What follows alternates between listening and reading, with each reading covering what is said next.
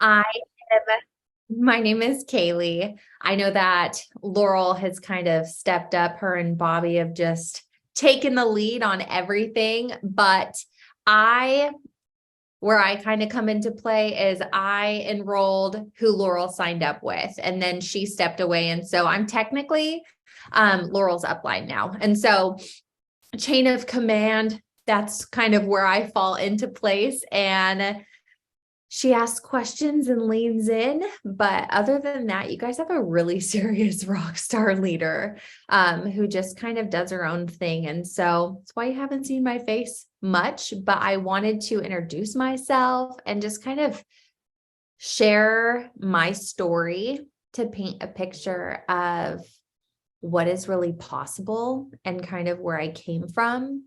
Um, from the outside looking in, I think that a lot of people could easily be like, oh, it must be nice, or I'm sure it's easy for you because, all of these things, all of these different reasons. And it was not always like that. Like my like brokenness is how I came into this industry. I was at my absolute worst. I was completely broken. I was so lost. I was not good. And I kind of want to start there and kind of paint a picture for you, because if you follow me now, you know that life like looks so different. And I think it's really important to know the opportunity that you have in your hands and what residual income could actually do for you. I know it's not all about money, but I know that when you're working hard for something and there's blood, sweat, and tears and time and hardships and waves and all of like building a business is hard work, you guys. Like it is not for the faint of heart. You will see turnaround in this business. You will see people come in on fire, and when the fire goes out, so do they. The people who stick it out and lose rank and have those amazing paychecks and the not so great ones, and you can't tell a difference in the way that they like pour their all into it, like the ones who build it to the top and who are really here and grounded in their purpose as to why, like they're few and far in between. And I could see that your team has a lot of them here with you already. And that speaks volumes for the direction and what is going to happen here in this space. And so I want to take you guys back to, I didn't take a lot of, first and foremost, I was really, really just not good looking, confident, well off, in shape. Life was really ugly. I didn't have all this beautiful colors behind me. This was home. Okay. So my rock bottom, I don't even know. Can you guys see that? Okay.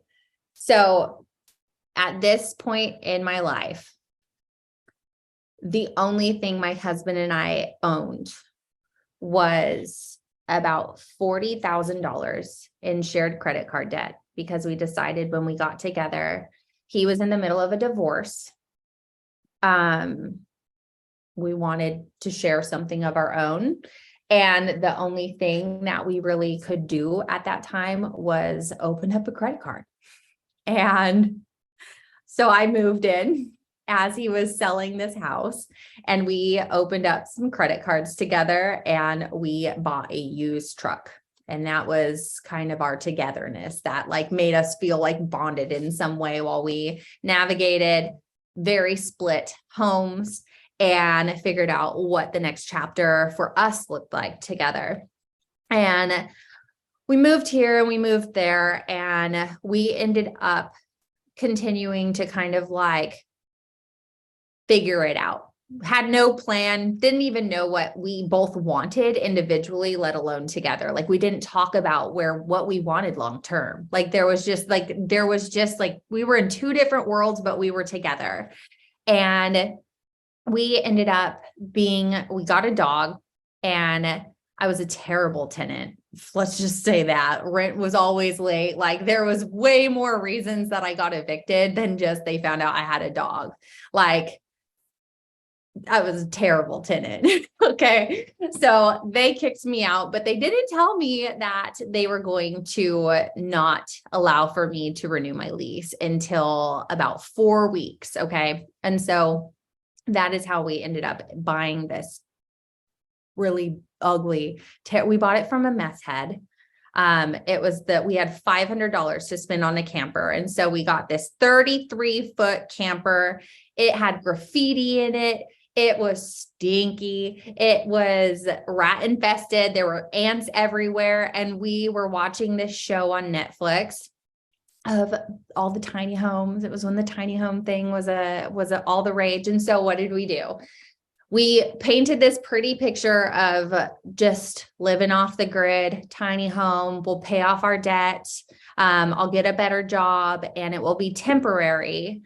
And we're just going to open up a Home Depot credit card for all the renovations. And so that's what we did. And at this time, so this is kind of the spot that we ended up finding. There's a car seat right here. We tried to paint it to make it look cuter because it used to look like that. And then there's kids' bikes right here. Okay. So we're like trying to make this thing a home. And you can see that we built a loft bed and put a futon underneath it because we had 3 kids, 3 daughters that we were supposed to raise in this. It was so rough. Okay. It was so rough. Like this is my rock bottom. And I think that you have to almost like zoom out. Like at that time, I just blamed everybody. I'm like, I married the wrong person.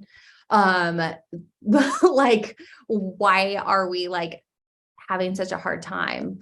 It was everybody's fault but mine. That's pretty much how I thought. I felt like life was purposeless. Like I was so hopeless. I would just lay there and feel like I had no control to change anything because no matter what I did during that day, like it was not going to change my life and make it better tomorrow. And so if that instant gratification piece wasn't there, I almost like I deemed it a lost cause. And I know that a lot of us want that instant gratification to sometimes feel like giving something our all or pouring our time into something is worth it. And I promise you, that is just the wrong mindset because I could have gotten myself out of this hole a lot sooner had I had just picked up a book. Like it took me a long, long time. So I did not start network marketing here. Okay. We were able to get ourselves into other poopy rentals and kind of like go on with our life. But like that for sure was my rock bottom. And when I hop on to try and tell my story, like this humbles me. Like this completely humbles me because I'm just like not even that person anymore. Like I'm just not even that person anymore. And it's just so crazy how that girl could have easily just made the same decision to just pivot and completely change her life. But it took me even longer to kind of have this opportunity laid before me. But when I finally started network marketing, it was a slow burn with a different company for about 1.5 years. I had Remington was like super, super small. We had kind of a turn in events when he was born, because I was not able to put him into daycare and continue with my day job like I had planned. He had a crazy surgery, was in the NICU for 6 months. And when I finally got to bring him home, he had a colostomy bag. And so I couldn't put him in daycare. Like there was nobody who was going to be able to take care of him. And so we switched roles really quick. And so I found myself from going from head of household to now I was just like at home with a baby dealing with hard life and having no escape. And I was like, what am I going to do with my time? We're drowning in debt.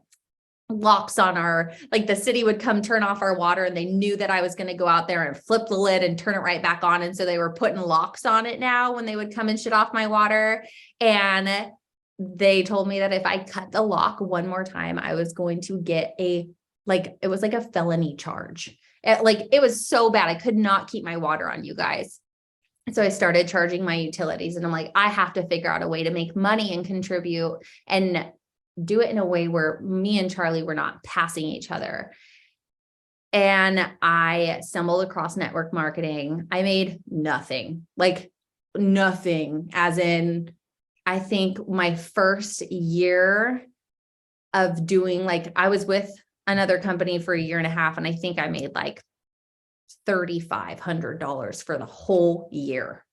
But I read books. I read a lot of books. I stumbled my way through posting on social media. I started learning how to share. I started trying to take better content. I started trying to edit pictures. I just kind of began the process of posting regularly and connecting with people and growing my platform. So it was very messy. Snapchat filters, terrible.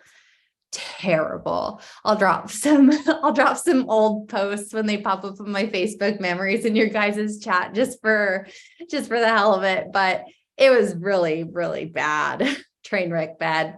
So we stumbled our way through all of that. And then I came across Ryan, and I basically connected. She found me. We lived locally, and she wasn't even where she's at yet. Okay. So she's working at a daycare part-time, doing photography on the side. And she's like, hey, I see that you're in network marketing. Can I take some pictures for you to build my photography portfolio?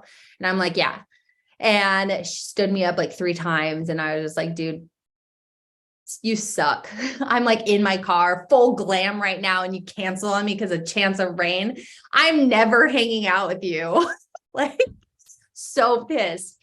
Finally, this chick meets up with me and we hit it off. We don't talk about business because she's with a different company. She's with a different health and wellness company, and I'm with a different health and wellness company. So we just skate on right past that, and we're just taking pictures of each other. And couple more times come by, and then I hung out with her on a Tuesday. We were taking pictures, right? And she had just hit a bonus, and I was making $3,500 a year. Okay. Trying to pretend that I was making it big, and she got paid and had to kind of step aside, and she was in her team chats, and everyone's like, oh, I just got paid. And she's acting like it's a big deal. And I'm just I know this curiosity thing, whatever. I was like, how much is your freaking paycheck? And mind you, I had unfollowed her because I hated watching her post on social because I was growing interested in what she was doing. So I unfriended her, and then something happened, and I was taking a video of us going and getting content. I went to tag her in the story, and I was like, oh, so weird. I can't find you. And I had to re-add her on Instagram with her there in person. And then finally I'm like, how much did you make? And one weekly paycheck after a bonus was $4,000. So she made $4,000 in one paycheck. And I was just like, a month? She's like, no, dude, we get paid every Tuesday. And I'm like, okay.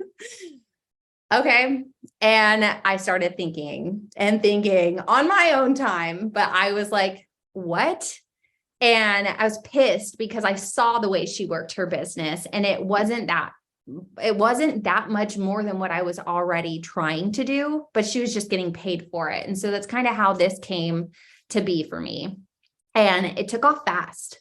It took off really, really fast. And I hit 4K pretty quickly. I hit 12K pretty quickly. There were not bonuses on the table, but there was a vacation that was rolled out, and I signed up in June. I signed up June 19th. And there was a vacation on the table, and I was like, I want to go to like Jamaica, are you kidding me? And so I earned it. I hit 12K and I maintained 12K when the qualifying months were June, July, and August. So that's crazy, coming in on the 19th. And so I earned it and we went, and it was absolutely incredible. And it just really opened up my eyes. I was like, whoa, what is happening right now? Like we're in Jamaica. Like I'm seeing these people like in real life. Like my team is doing like pretty well. I have some amazing people here with me. And it was just like, I was here for the ride. But somewhere between when I started and that vacation, they dropped rank bonuses. Okay. And so it was dollar for dollar. You went 12K, you got a $12,000 bonus. And if you went 40K, you got a $40,000 bonus. And I hit both. So I hit 40K on my account, but my 2.0 account went 12K. And so started getting paid on that in November, right after we got back from that all-inclusive vacation. And when I was on vacay, like I was just in an all-time high. Like I was like, what is going on? Like some of my girls earned the trip. Like Laura, I know you just had this experience too. So many people from your team, like were there on that vacation, and you're just like, what is this? Like, and it's just going to keep growing and growing and growing. Like those group photos are, it's the coolest thing ever to just have a pool filled with like people from your team, and the boys get to know each other. And it's just like, it's just amazing. But we got back, and November is when we started getting paid out on those bonuses. And I started making over 5 figures a month.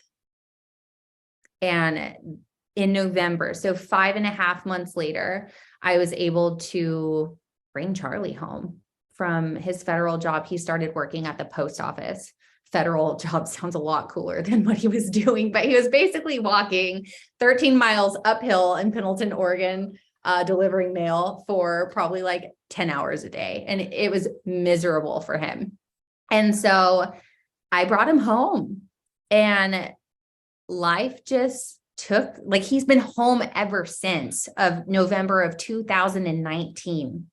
Okay. And we bought a house in Tennessee. That was a mistake. So we tried to undo it really quick. We lasted 10 months there. And then we just bought our dream house in, here in Texas. And we've been home. Like, it's just me working, and we've paid off debt, like we had a lot of debt. I paid all that $40,000 in debt down. And then I like racked some more up, a really bad relationship with credit cards. So we're going to cut these up this time and just get rid of it. But my win, when you kind of just peel that top layer off, there are so many people who have, been able to do the same thing. They've read some books that have completely changed their belief and their confidence in themselves. They have grown more confident sharing some things that are hard to share. And through that vulnerability, like, they've been able to make some lifelong friends and connections, getting face to face, and finally like sitting next to people at a retreat and finding out that, holy crap, there are girls maybe aren't so bad. And I have a lot of things in common, but seeing that relatability, that is more than just a little bubble on social media, and sharing all the perfect moments, and realizing that like the people sitting next to you have been through equally hard things, and they are just baddies. Like, they just show up, and they show up and they fight even through the hard. Like, that was really eye-opening. And you have a lot of women who, that's why it's so important to get people together. But that was huge for me, the retreat aspect. And so many like wins come from one major win, even if it's not a rank. And I've been telling some of my leaders, take the rank away. Like, if you are finding yourself, this year has been full of ups and downs, like even for my business, ups and downs. I don't even know if you guys like the money talk, but I know a lot of people could really use some financial like options here. But I mean, if I was to look at the difference between my highest paycheck and my lowest paycheck here, like, so I could buy a car in full. And when you do it for money, that would make a huge difference. That would make somebody quit. That would make somebody feel really, really discouraged. That would cause people to feel like, what's the point? But there is purpose. Like, there's purpose in this. And you just have to be laser focused on, like, I'm here because this, like, I'm here. This is why I do this. And I hate sometimes, like, find a why that makes you cry. Like, you just have to figure out what this means for you. Like, what do you want this to do for you? It doesn't have to be this overplayed thing that everyone wants to put their 2 cents on. And you get off this podcast and it's still like Trent Shelton could talk about figuring out your why, and you get off and you're just like, I still don't know mine. Like, I don't know. This is the 10th Find Your Why podcast, and I don't know mine. Like, for me, like, I never want to go back to this. Like, for me, I never, ever, ever want to stop growing as a person, because I have seen how far I've come with just daily effort. Like, I have seen how today's efforts compact over time. And I might not be able to notice a huge difference tomorrow. But when I think about 2 months from now, if I continue showing up and doing that, like, I'm going to notice a difference. And so I think it's about zooming out and really figuring out, like, what's your message? Like, all I want to do is just show women what's possible here. Like, I'm here to show other women, like, these broken places, like, that we all come from. Like, that says nothing about what's possible and what doesn't seem possible for you. Like, anything is possible if you just show up and work towards it. Like, I'm here to prove and pave a way and help those who are willing to show up and chase it. And I know that a lot of leaders who get up and up and up, even after they fall and stumble and have the bad days too, like, we just want to speak love and life over everyone to encourage you to continue fighting for a better life. Because this girl was letting life happen to her. And I was doing everything passively. Like, it was my whole life was just reacting to really crappy circumstances and whatever the day like threw at me. Like, I dealt with my problems as they came and just kind of planned for nothing else. But when you just flip that and you live your life with purpose, is there really anything, like, any other way to live life than to try and create a better one on purpose? Like, you cannot, like, just sit there passively and live your life on purpose at the same time. And I will tell you that the months where I made over $30,000 in 1 month, they're not better than the ones where I only make 10. The ones where I was making 6 or 3 when I first started, hell, I would never trade the little moments that I have now, like the freedom that I have now with my kids, and just how rooted in my purpose and what I'm really here to do and what I'm all about. Like, you could take the money off of the table as long as I could keep it. And that's kind of like where I've arrived with my business. But I fight because I want, like, my goal is for everybody on this team who shows up and want this. Like, all I want to do is just help you create a way for you to open up doors that give you options to where you don't have to say no to things that you really want. Like, things that maybe your kids ask you for, or things that would make a difference for you and your spouse, or things that you want to try and you don't know if you like, but you haven't had the funds to go out and do that thing, or you want to travel and go visit more with family, or maybe move to a different area, and life just kind of has you stuck and you don't have the freedom to do that. Like that was our move to Texas. We've been talking for 9 years about moving to Texas. Do we have family here? No. Did we know where we wanted to move? No. Had we ever been to Kilgore before? No.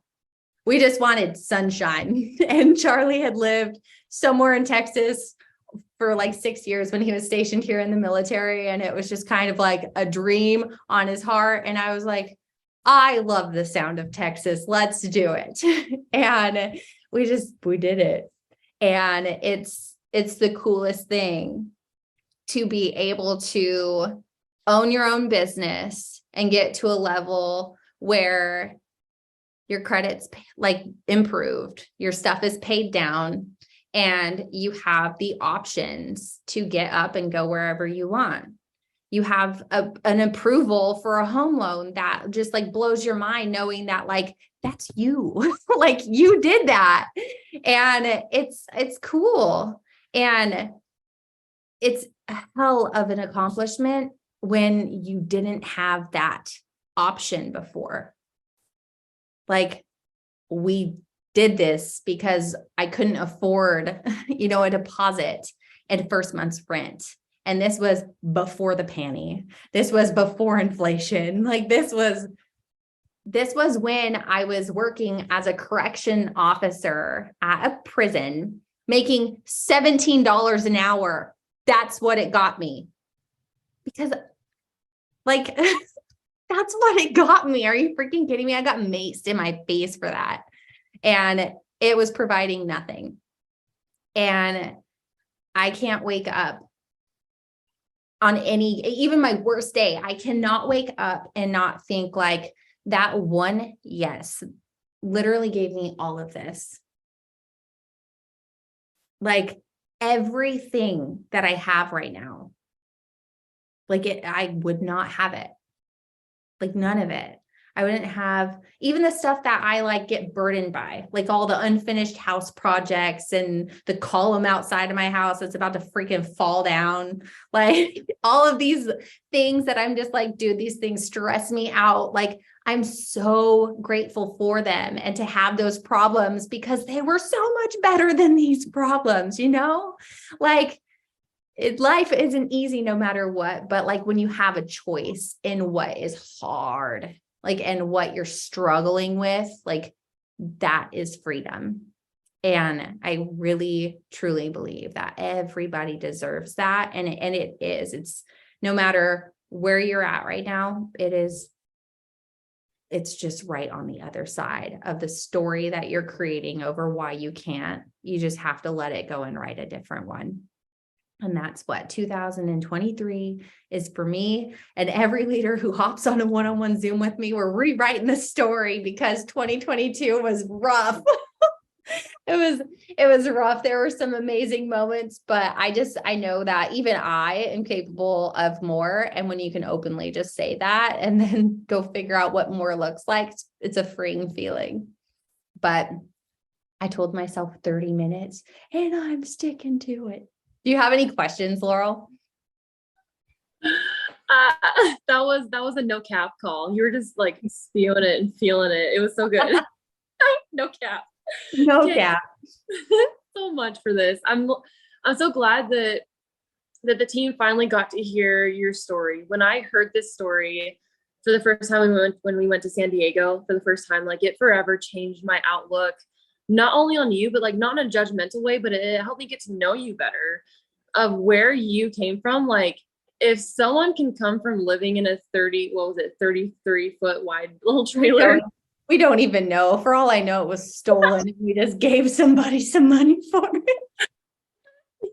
If you can go from living in that to literally your mansion that has 8 bedrooms or something, like 5 bathrooms, like some crazy stuff. That's back to the part of the things that just stress me out that I try and be grateful for. That. It's so great. I don't have any questions, but like what Bobby said, like it hits so deep with with a lot of us. I really think it does. Like, we think we have problems right now, but like things could be so much worse, but things could also be so much better, so much better with the direction of where we're going, the work that we're putting in. Like, we have so many more things that we could be looking forward to, but it's not focusing on those negatives or like those problem areas when those are our blessings that are staring at us right in the face. Like, we just don't know it yet. So Yeah. thank you for opening our eyes up tonight. Yes, you're welcome. If you guys ever have any questions or want to hop on a call or something like that, like my inbox is always open and I always have time. So don't be a stranger. Thanks, Kay. Appreciate you so much. Bye, ladies. Bye.